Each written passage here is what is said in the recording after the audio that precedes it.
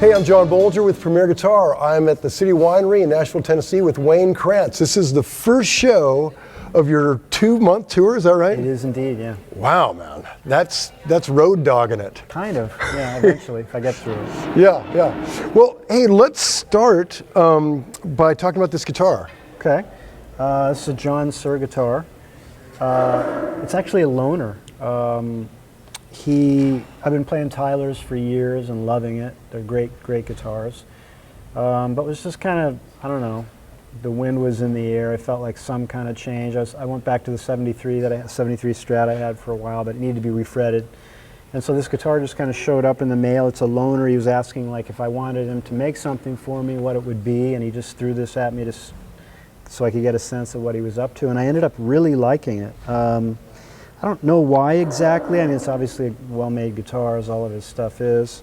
But it's just, it kind of makes me want to play it. It sits there and it makes me want to go over and pick it up and grab it and play it. And when I feel that way about a guitar, it's significant to me, because usually I don't. Usually they just kind of stay in the corner and that's it. So. It's interesting. I read about your 73, which you played for a long time, and you said it wasn't a particularly good guitar. No, I mean, you know, everybody knows 70s Strats, right? Until recently, you couldn't give them away. Was it a three screw one? It was, but they made it a 4-screw one. Like retro, ago. Yeah.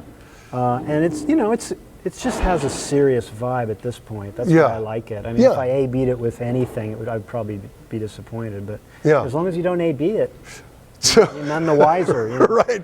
But the reason actually that I took this on this trip is I really like it. I've been kind of, for a long time I was kind of curious about the bar, but I could never figure out how to do anything personal with it, so I never took it out. But I kind of got a little bit of a vibe with this one and came up with some angles that were appealing to me, and the 73's bar just doesn't do it, so that's primarily why I took this one. Any tuning issues with that bar? Does it lock in really well? I mean, as long as I do the trick of putting the 2 pencil lead in the nut. Yeah. I mean, you know, it goes out of tune, but not horribly so. Yeah. I can sort of fix it. Tolerable. Mm-hmm. Yeah, intonation. So, are you carrying a backup or just, wow? I don't do that, because I have to carry this stuff. I've got a bag of pedals, and you know, I can't do it. Yeah. Pedal, suitcase, guitar. That's it. Do you ever break strings? Sometimes, yeah, not often, but sometimes. And when I do, you know, I'm just forced to talk to the people, basically, while I try to change the string. Really? Yeah, it doesn't happen that often, actually. Yeah. For some reason. Well, that is very brave. You know.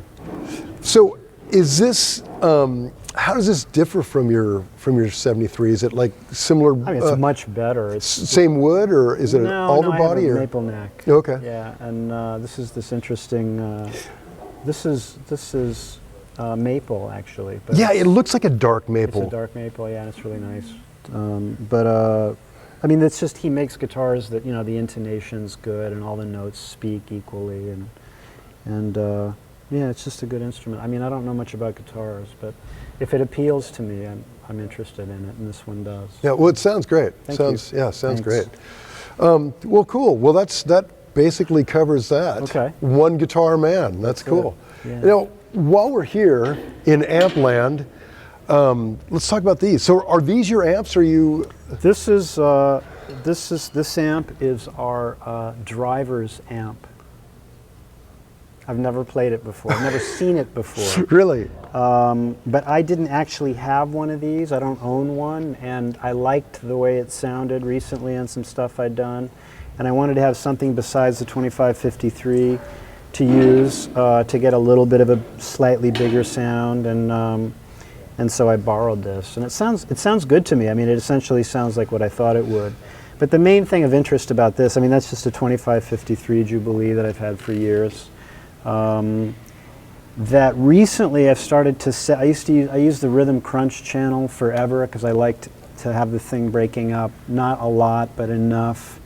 For what I wanted to do, and I used it all the time, and I started listening back to some tapes from gigs doing that, and it was just too distorted to my ear. So I'm trying to kind of point myself towards having essentially a clean sound that I can add grit with pedals. And so that's a new thing for me, that chapter. So the DeVille you have Totally clean. really clean. And this is basically clean. I mean, it's got a little bit of fur on it, but not much, not as much as usual. I'm not using the rhythm crunch channel at all. It's the clean channel. Huh. I mean, input gain's kind of high. Yeah. And I just was realizing during the sound check that it sounded terrible that way, so I kind of backed it off a little. I'm not used to it clean, so. Yeah. Well, it sounds great. It actually really cuts. I mean, good. it's like yeah, well, that's, yeah. But Yeah. the thing I like about this scene is that I daisy chain these two. Like I'm going in here and coming out the second side and going into the Marshall. And I started doing that about a year ago after, you know, some friends of mine, a bunch of friends of mine have 2 amps and they split it and they have a wet side and a dry side and all that. And I'm always just blown away by the beauty of that sound. But I've tried it. I went and got the gear and did it myself, and it just didn't fit what I was doing. It just I couldn't get comfortable, and I knew if I stuck with it, I would, because you can get used to anything. Right. I sort of didn't want to force myself to do that. But when I just started daisy chaining stuff, I like mono. Like I like it when the guitar comes from this one place, but this kind of gives it a little bit of a spread, even though it's a mono signal, and I dig that. So all I really need to do that is a Fender amp with 2 inputs. Yeah. I wonder if the spread is just literally having the speakers apart like that, sure it and is. what you're hearing in because it has behind nothing you. there's no splitting going on with like, you know, sending anything over here and Yeah. over there. I mean, this has a little bit of verb on it, and that doesn't, you know, so Yeah. that probably adds to that. Yeah, it's interesting, the whole wet-dry thing. It seems like the wet is always so wet. Right.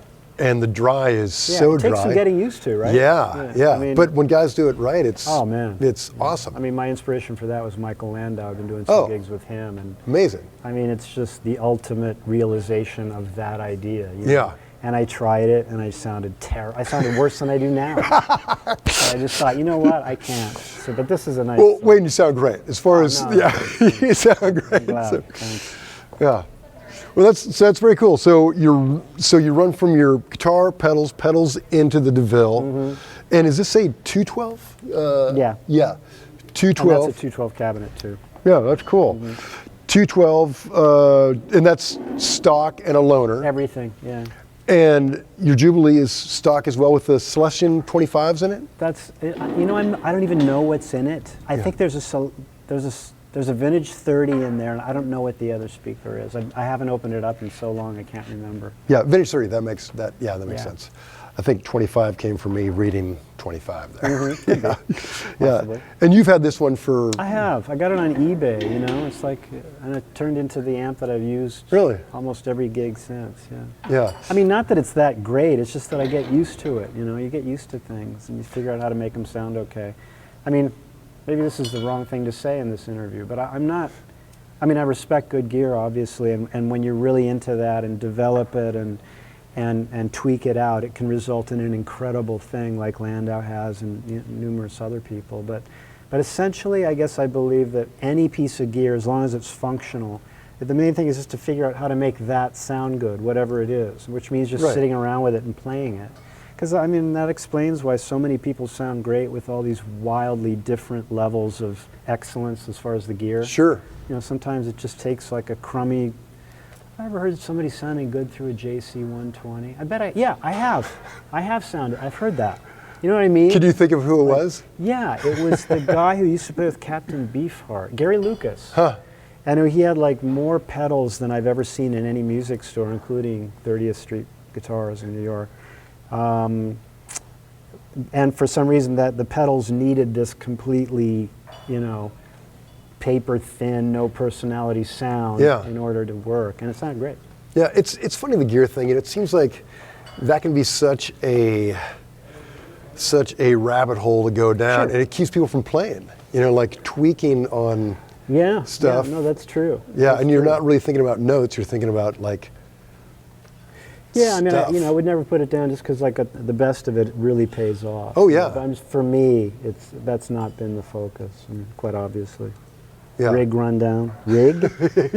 I was begging Anthony to let me use his rig for the rig rundown. Yeah. Because he actually has a rig. But yeah, whatever. And yeah, Anthony Jackson, you've worked with him for years. Off and on for years, yeah. But how often do you all go out together? Oh, it's been a while. I think we went to Asia like 5 or 6 years ago, and that might have been the last time we played. I'm not sure. Might have been a few gigs. It's funny, jazzers usually have kind of a revolving cast, it seems. Well, it's because there's no money in it. You know what I mean? It's not like, hey, let's join a band as adults and stay there and make a living. Yeah. You know, you sort of have to scrounge around, and that explains that. Yeah. Pedals? Let's talk pedals. Okay, that's the fun part to me. That's what I like. You know, I used to have a pedal board. I still do, sitting at home, but this guy, Mason from Vertex in Oakland, I think he lives, makes these incredible boards. He's really good. And I spent a nice little sum of money having him build me some boards. Right. And one of the first tours after that, the entire thing was just ripped apart from ground up by some baggage guy that was bored in somewhere. As they do, Europe. yeah. And I just thought, you know, I can't do this. I can't go through this each time. And I'm not handy, so I can't just kind of fix the board myself. You know? I thought shipping it to California to have him fix it every time some schmo does that. Plus, I change pedals all the time, so it was really a problem to have a board. So this is the first time since I'm a kid, probably, since I thought, let me just find a nice little bag for them that works and take them out and just string them like that. And nobody can tear them up anymore. And if I hate one, I can throw it away and replace it, and there's no problem. So I'm it's kind of cool. I dig it. It's so kind of, especially on this rug, it just kind of has a neat, you know. Maybe I should take the rug with me. Yeah, totally. I have to. Get a road case for the rug and then carry the pedals in like a garbage bag. They'll never miss it. No, they won't. So this is the dreaded Vertex wah. There was a big wah scandal that happened recently. I don't know if you read about it, but I mean, not on the front page of the Times or anything, but if you know. But in the guitar geekery mags. That realm. Tell me about the scandal, or. I mean, I don't really, you know, I can't. I really can't. You know, I've signed a disclaimer. No, it's just, I don't know. There was some nonsense with it, but I just, you know, I needed one. I was really into wah for a long time. Then I got out of it, and lately I've kind of been thinking about it again.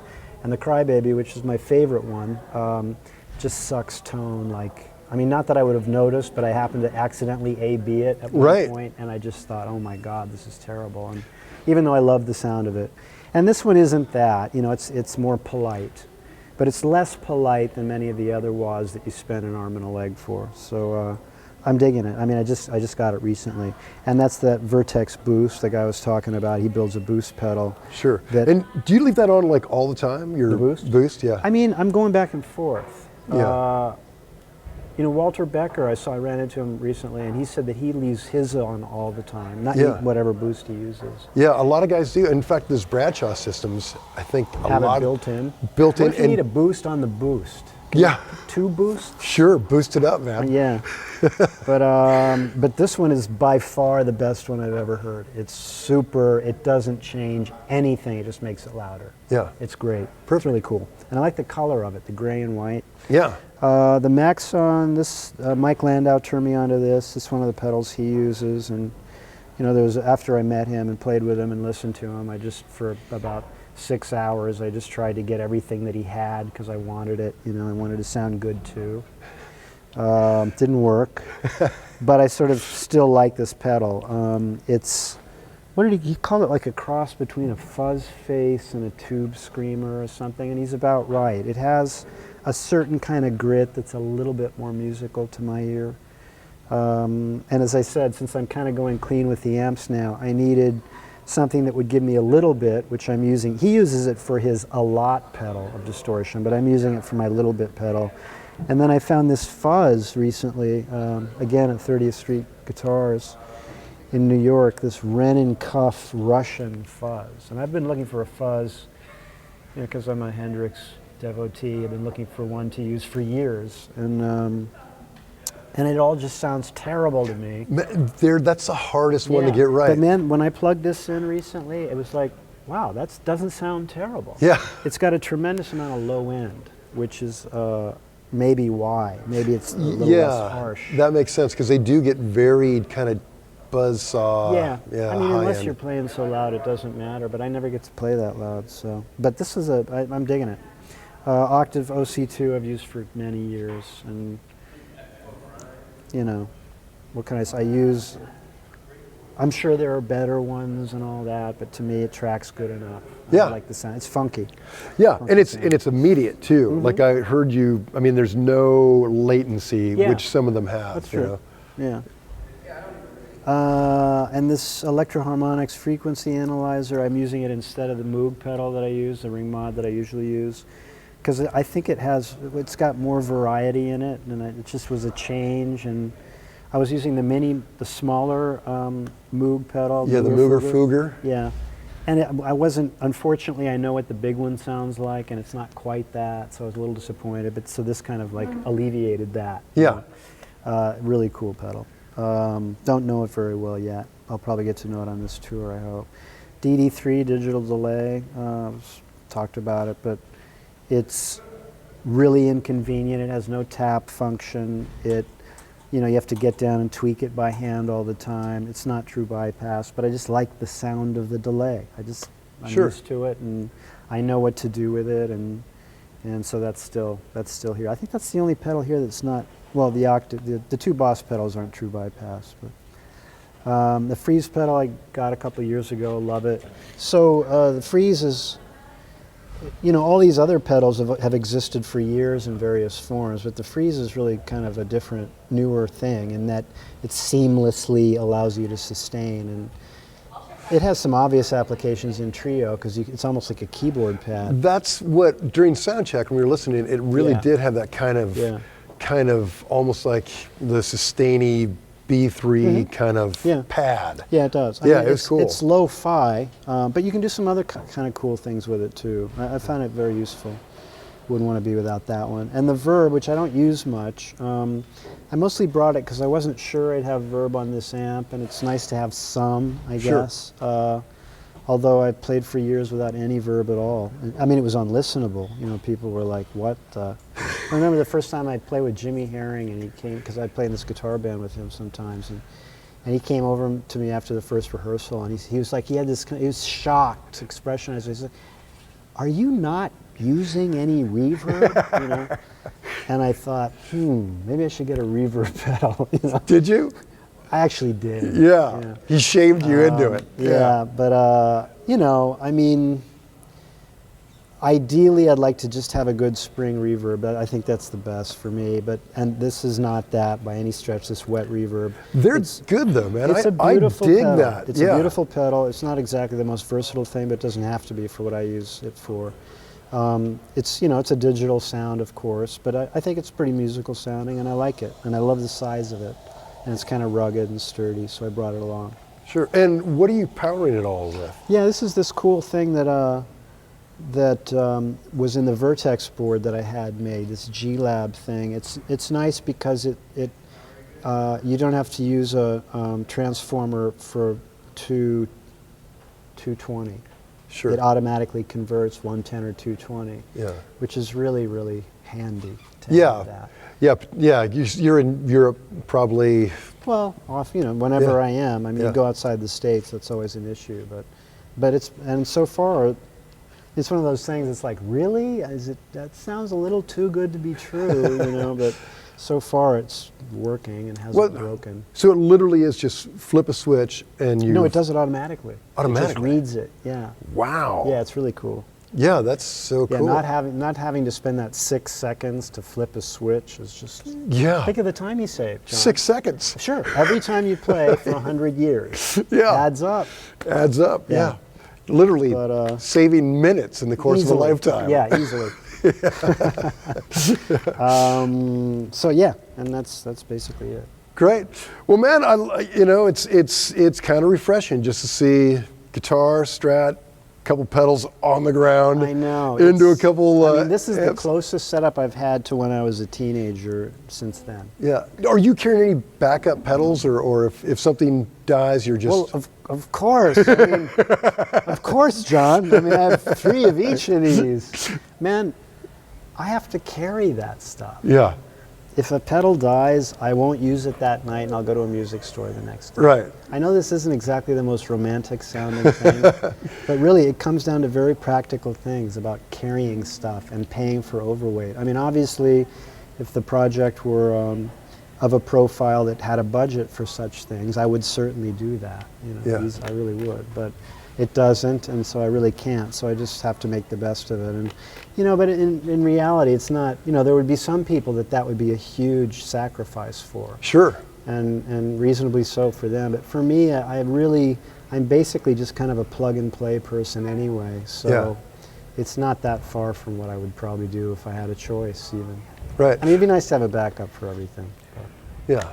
But this, I mean, it really is kind of refreshing to have that No, sort I'm of glad. I'm cavalier glad you're approach. Yeah. I mean, it's all about if I don't play well, I can have backups for everything on the stage. You know what I mean? So it's all about that. Yeah, yeah, absolutely. Yeah. Well, Wayne, hey man, I'm so glad you took a little time to talk to us. Thanks for having me. Have a great time on your tour. Thanks, and man. Congrats on everything. Cool. Thank you. Thanks, man. Cheers. Don't forget to sign up for PG Perks, your all-access pass to exclusive gear giveaways and discounts on PremierGuitar.com.